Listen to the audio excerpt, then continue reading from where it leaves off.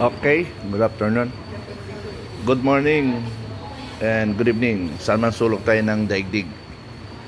Nandito tayo ngayon sa PGMC, Pension Management Charity Center.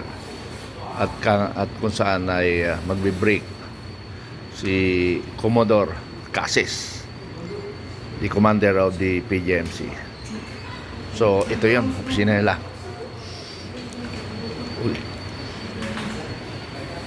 Okay tayo, sir? Okay, okay, good please, po.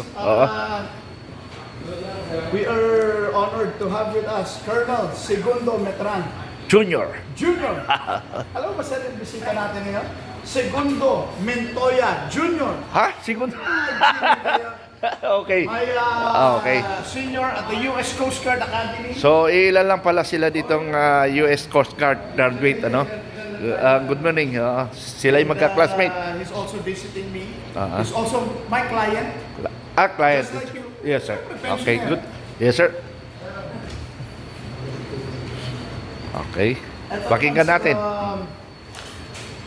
Thank you for visiting us. Yes. I'd like to take this opportunity also to tell you and sa mga followers Followers ng Vanguard of Timor. yung ginagawa natin Okay. sa ating mga veterans. Okay? Dahil Yes. ito po yung heart ng aming that's the reason why PGMC exists, because of you.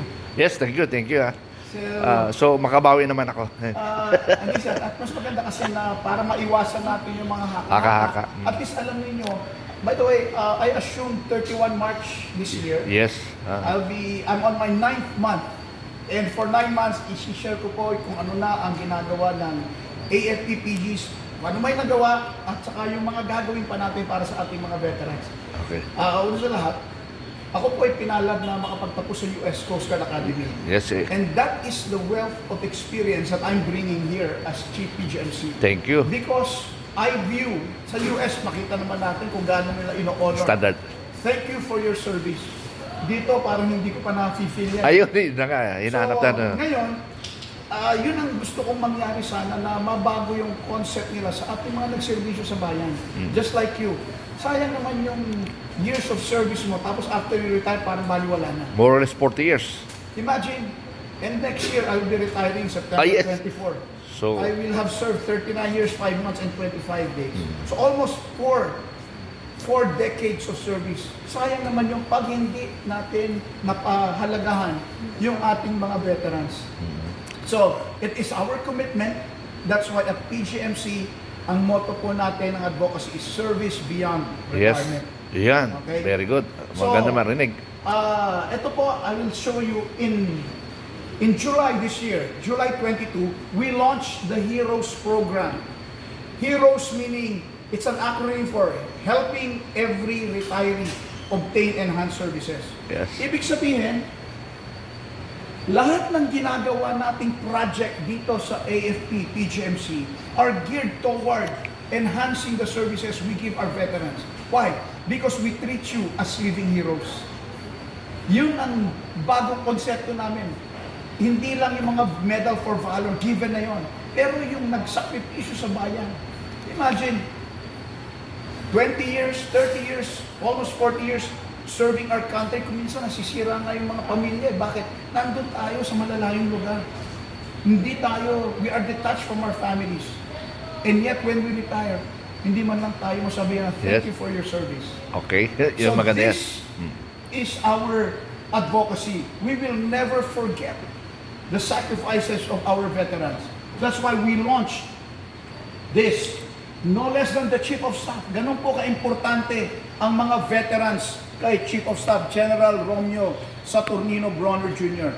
Isa lang po ang guidance sa akin when I assume. Sabi nga, Lloyd, take care of our veterans. So pareho po kami. Nakikita ko yung pagmamahal niya. And then next year, he will also be one of our clients. He will also be retiring. Yeah. Ganun po kahalaga yung mga veterans sa kanya. Sige, next. So, ito po. Sige, next.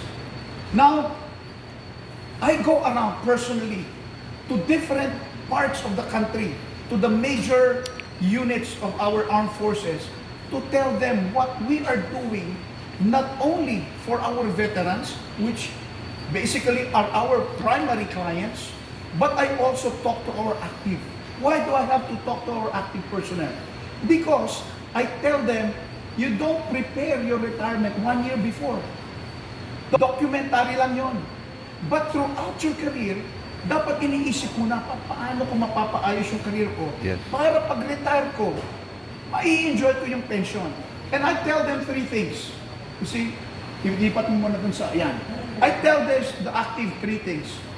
You invest in 3 things in order for you to enjoy your retirement. Kasi pag naka 20 years ka, you can optionally retire. Ibig sabihin, by law, you are considered a veteran. So, number 1, you invest in your soul or invest in your faith. Sabi po ng Desiderata, go placidly amidst the noise, and minememorize namin, nagplebo kami nan eh. Nasa isang linya doon, ang sabi doon, and be at peace with God, whatever you perceive Him to be. Alam niyo po, kung maganda yung relasyon natin, may accountability tayo sa lumikha natin, hindi tayo mangungurap eh. Aayusin natin ang ating Okay, servisyo. thank you. Aayusin natin ang pakikitungo sa ibang tao, aayusin natin ang ating pamilya. So Yes. number 1, first and foremost, let us invest in our soul. And number 2, I tell the active, you invest in your health. Why? Because pag-retire mo, pag inabuso mo yung katawan mo habang nasa active ka, ang nag-i-invest, ang makikinabang hospital, mga doktor, at eventually si St. Peter. Di ba? Yes. So in order for us to enjoy our retirement, our hard-earned pension, you take care of your health while you are in the service. Okay? Iwasan mo yung mga bisyo sa katawan. Okay? You invest in sleep, exercise, proper diet. Okay? Basic yan. Okay? And number 3, you invest in your family. I bring my family when I go around the country, encouraging our soldiers, you invest in your family. If you do not invest in your family, pag-retire mo, saan ka uuwi? I've seen stories upon stories. When they retired, wala na silang mauwihan. Why? Because when they were active, they abandoned their families. Masyadong magagandang lalaki. Ayun, nung nag-retire sila, wala na mag-aruga sa kanila. That's why I tell them, you invest in your families. Okay? So you invest in your faith, invest in your health, and invest in your family. If you do this, basic yan, you will enjoy your retirement. So I go around the country. This is the former chief of staff. I went to the Army. I went to the Marines next. I even went to the Navy. Sa Navy naman ako. I went to the Air Force. I called on General Cordura. This was in Gamu, Isabela. We traveled half a day just to talk to our troops and to our pensioners. See, Albay. Last month, we were in Albay. We were in Pili next. Ito, in Fort Magsaysay. Tuguegarao, Cagayan. Na as far north, this was in Hamindang, 3rd ID. This was in Naval Operating Base, Subic next. You see, all over. You see, we go all over the country. Viscom next. 6th ID in Cotabato. You see, ganyan po, umiikot po talaga because we need to really show our soldiers and our pensioners that we are sincere with our advocacy. Medyo nakakapagod po, sa totoo lang. Pero yung makadaupang palad ko po yung mga tulad ninyo, and then they can dialogue with me. They appreciate me going down to them. And ako, sabi ko, huwag po kayo mag-alala. Next year, kasama niyo na po ako. Okay, next. September 20, we conducted the first veteran picture. Okay, dito sa Camp Aguinaldo. This is just a manifestation, one of the initiatives that AFP PGNC has done to honor pensioners. You see, ito, next, ito. In-honor natin yung ating mga veterans. Pinapakita po natin sa sambayan ng Pilipino, wag nating kakalimutan ang ating mga nagserbisyo sa bayan. Because I believe a great nation honors their heroes. Sige po, next. Just last week, 10 December, we had the Pensyohan Pasko. This is a one-day fair for the veterans. So napakasaya po, no less than Vice Admiral Ferdinand Solis Goles, the former flag officer in the Navy, as our guest of honor and speaker. And he was very happy talking to our veterans during this event. So we are very fortunate. Marami pong sumuporta, mga financial institutions, Meralco, I mean, the outpouring of support. You know, marami pong mga gustong sumuporta sa atin at sumusuporta next. Alright, as far as enhancing pension services go, okay, ito po, I need to inform our dear pensioners. Ito po, game changer ito. Last week, 12 December, we launched the PGMC app. Ito po yung mapapadali ang inyong pag-update. Hindi na po kayo tatawag na katagal-tagal tapos walang sumasagot dahil napakadaming volume. At you know, you have to accept it. Iilan lamang po ang personnel ko. Hindi po sa hindi namin kayo, ayaw namin kayong sagutin.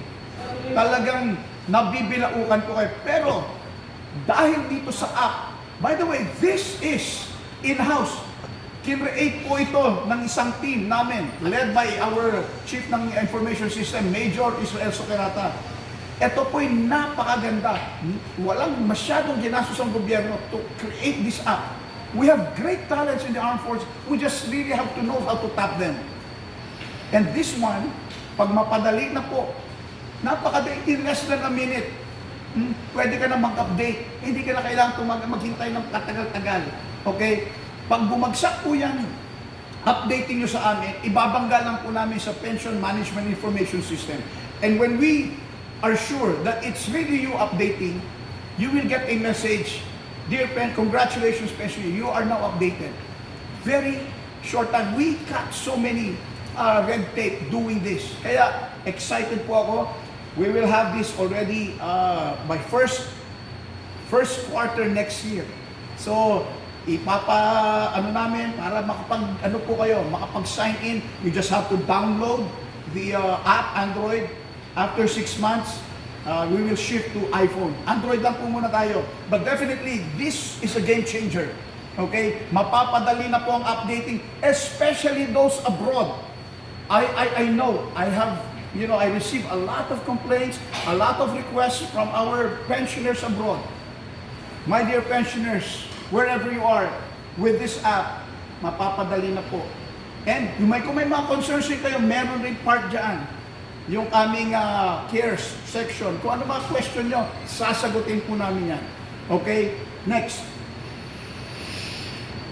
You know, one of the initiatives PGMC has been into is to strengthen our partnership with our stakeholders. Last week, 10 December, nagpirmahan na po kami ng to go, yung mga sa barko. Okay? Ako po ay sumulat sa kanila. At nakipagkita po. Ako am very honored to be met by the President mismo, Mr. Frederick Dibuncio of To Go. At sinabi ko po kay Mr. Dibuncio, Sir, baka naman po pwede nyo i-extend yung discounts ninyo sa ating mga veterans. Kasi po binibigyan nyo ng discount yung mga active natin. Pagdating ng 60 years old dual citizen, senior citizen na, may discount pa rin. Ang nakakaligtaan po natin, sir, sabi ko, yung naka 20 years ng service, and by law, you are already considered a veteran. Ibig sabihin, nasa PGMC payroll na kita. Hanggang 59 years old. At pina-check ko po, that's about 27,000 of our more than 140,000 pensioners. Now, you include their dependents of this 27,000, about 11,000. So, 38,000. Ito po ang neglected sector natin na hindi natin nabibigyan man lamang ng discount. Bakit hindi po natin sila mabigyan man lang ng discount? Kung pwede lang po. Anyway, sir, sabi ko, hindi naman po sabay-sabay na sasakay ng barko yan. But if we give that to our veterans, we are giving a strong signal. Malaki ang impact yan sa ating sambayanang Pilipino. Why? Yung mga veterans hindi natin kinakalimutan. Naaalala natin sila. We are giving them perks, favor for their service to our country. And not only that, that even goes beyond the veteran. This is an encouragement of patriotism to our younger generation. Why? Pag nung bata, ganda pala magserbisyo sa Armed Forces of the Philippines. Kasi kahit na-retired na sila, Yes, meron yes. pa rin silang benefits na makukuha. See, kita, yan po yung mga ginagawa. What else? Okay? Yan po yung signing. Ito, balik mo. Ito, ayan yung si Mr. Frederick De Buncio. Ito, si Mr. Frederick De Buncio and his team. This is Lieutenant General Roy de Veraturda. And then si Sir Toings Valencia. Ito rin, Major General Valenzuela. Sige, next. Ito po, yung mga benefits na 20% on all to go. May group discount for families of 5, 10% discount on domestic cargo nationwide. Dati po, zero, wala. Ngayon, dahil ikaw veteran, ipapakita mo lang yung Unified ID. Meron ka na. Sige, next. Okay? Sige. May marami pa sila. Familiarization trips.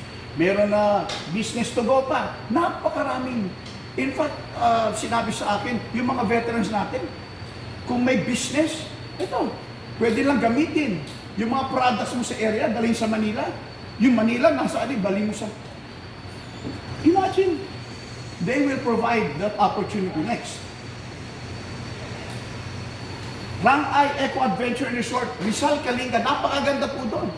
Imagine, service po natin ito. Nag-offer po ng 20% discount on accommodation regardless of the number. Kahit na isang batalyon, barangay kayong pumunta dito, 20% discount. Saan area? Rizal, Kalinga po. Rizal, Kalinga. Ilang beses na po ako nakapunta dito, napakaganda po. Marami po siyang bearing ng kanyang, nag-world shoot po doon. Kasi meron siya maraming 18 bay, kung di ako magkakamali na firing range. Napakaganda. Okay? Ito, 20% discount. Next. We also engage the Department of Tourism. You say, last one, why? Kasi sila yung nag-oversee ng mga resorts, hotels, theme parks. Eh bakit naman sabi ko, baka naman po, since kayo po ang nag-oversee lahat, eh baka naman po pwede natin ma-extend sa ating mga veterans yung ating mga perks. So, very welcome po. We are right now crafting the MOA between the AFP and Department of Tourism. Okay? So, and as a testament of this, last yung Filipino brand of, imagine, last 11, yung Filipino brand of service, FBST, kinakandak po yan ng DOT. We had this here, this very hall, December 11. Okay? First time in the AFP. So makikita niyo po, naka-align din tayo sa gusto ng national government. Yung mga hotel natin ngayon, pag sinabing mabuhay, ganyan po ang ano ngayon, yung Love the Philippines. Dati, wow, Philippines. Ngayon, Love the Philippines. Yan po ang adikain ng Department of Tourism. What else? Okay, nag-partner rin po tayo sa Veterans Federation of the Philippines. Para lalo natin, we think of ways to help our veterans. Next. Yan po yung Veterans Federation of the Philippines. Next. Meralco, yan, CICC, he showed the picture. Ito po. Next. Ayan. Si Lieutenant General Alcantara, siya po ang head ng Philippine Center for Transnational Crime. Nakipag-engage rin po tayo doon para maiwasan, maprotektahan rin yung ating mga veterans sa mga transnational crimes. Next. Ito, bago rin to. May mga nag-request sa atin ng OJT kasi nakita nila, wow, tinulungan po tayo ng mga brilliant students to profile our pensioners. Kasi kung konti yung ating mga personnel, eh sila, willing naman sila, eh, ayusin nila kasi grade ang nakasalalay. And they will be very helpful to us. Next. Okay. Sa mga veterans po na hindi pa nakakabisita, bumisita po kayo dito sa APP-GMC. Napakalaking improvement po. Sige, let me show you. Ito po, kinakatayuan natin where we're doing the briefing. Ito po ay pinagawa po ng Aguinaldo Veterans Association, AVA. Ito. Imagine. Okay, next. Yun naman pantry po dun sa likod, ginawa naman ng tinulungan tayo ng PN Sly at saka ng Inobank. Next. Ito yung pinuntahan ko kanina sa CR. World class na po. Okay. Bagong bago. Thanks to ACDI. Next. Ito po, kung nakita nyo dun sa altar, hindi po ganyan yan. Pinaayos po ito ng Veterans Bank. At kung makikita nyo po, itong dalawang space dito, these are for our veterans na medyo mahirapan na. Meron na po tayong Special. naka-duty doon. Na pag nag-hazard kayo at nakaparada doon, kayo na po ang lalapitan. Para hindi na Okay. kayo mahirapan na pumunta dito. Okay, Take next. note. Next. Okay. Ito, nung 12, nung Friday, in-inaugurate natin yung Heroes Lounge. Pakita mo yung Heroes Lounge. Kuya, press mo yung hero. Hindi, press mo yun. Ayan, panoorin niyo po. Lakasan mo.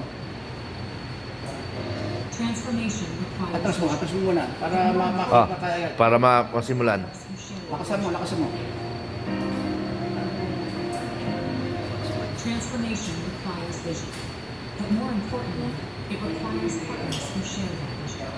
Through the generous support and partnership of the Armed Forces and Police Savings and Loans Association, Incorporated, Association of Lending Investors for Pensioners, City Savings Bank, and the Chief of Staff of Armed Forces of the Philippines, this vision became a reality. They understood that investing in this facility was investing in the welfare of every Filipino soldier and their families. Month by month, layer by layer, we rebuilt. Not just to fix the structure, but to build a better experience. Welcome to the new face of service, a revitalized facility designed for comfort. A streamlined environment where transactions are smoother and waiting time feels lighter. From the modern receiving area to the upgraded processing counters, every corner was renovated with our pensioners in mind. This renovation is our way of saying thank you. A modern home for our modern heroes. We are the AFP-PGMC, service beyond retirement. So makita niyo po, mamaya sir, itutur kita doon. Ma-appreciate mo kung matindi ang pinagbago. We started the construction May 10. Thanks to APSLY, the Chief of Staff, General Omet Browner, ALIP, yung Association of Lending Investors for Pensioners, 8 companies po yan, City Savings Bank, and tumulong din po yung Naval Construction Brigade para ma-Thailand, and then ongoing pa po yung iba. So, napakarami nagtulong-tulong para magkaroon po tayo. Next. So, our way ahead. I'd like also to show you what we have in store for the coming year 2026. Okay?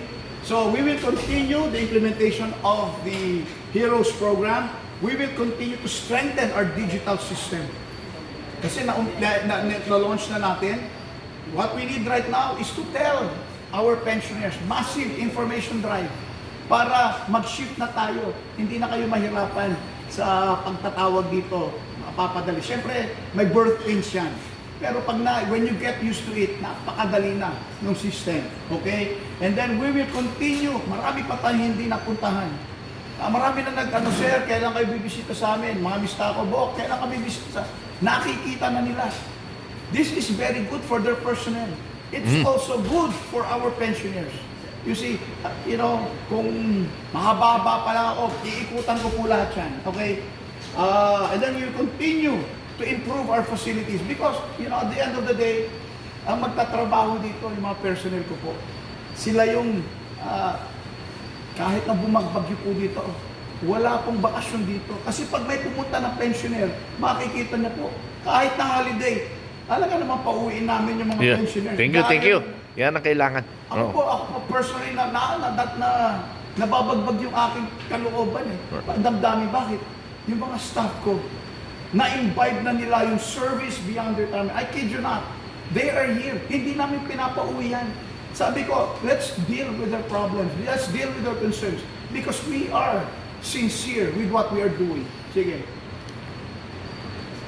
So with that, sir, Thank I you. hope na enlighten namin kayo. I will keep doing this, improving. Your suggestions, I can assure you, at least during my watch, PGMC is very transparent and we are committed to serving our veterans. Sir June Letran, thank you very much yun. for visiting us. My contemporary. Thank you. Thank you. Ito, yung mga personnel. Oh, yung aking Sergeant Major. Nagsama kami niyan. Yung Sergeant Major. Samar. Then your XO. Nagsama kami, 7ID. Okay. Oh, J1. J1 ano? Oh, J1. Oh, J3 Ito po ako. ang panganay kong anak. I see. Oo. Panganay. Bless ka kayo dito. Okay. Thank you. Yan yun, aking bunso. Ay. Dalawa po sila. Oy. David, mas matangkad na po siya. 30 years old. Ay, kay edad ng anak ko ah. Ay, nakalika nga. Ayan yan. And they are Yan, both halika. swimmers. Halika lang. They are both Oh, swimmers. 13 years old rin. Ayun. Kami Pangilan, kadosa sir? ka. Ilang anak mo? Bunso ko rin ito, bunso. Ilang anak mo, sir? 4. Kuyang, chingan kayo, 13 years parehas. Ay, sige, kulang ko yung tatlo. The children of the veteran. Okay, the children of the veteran. Okay. Thank you. Ilipat mo nga doon sa ano?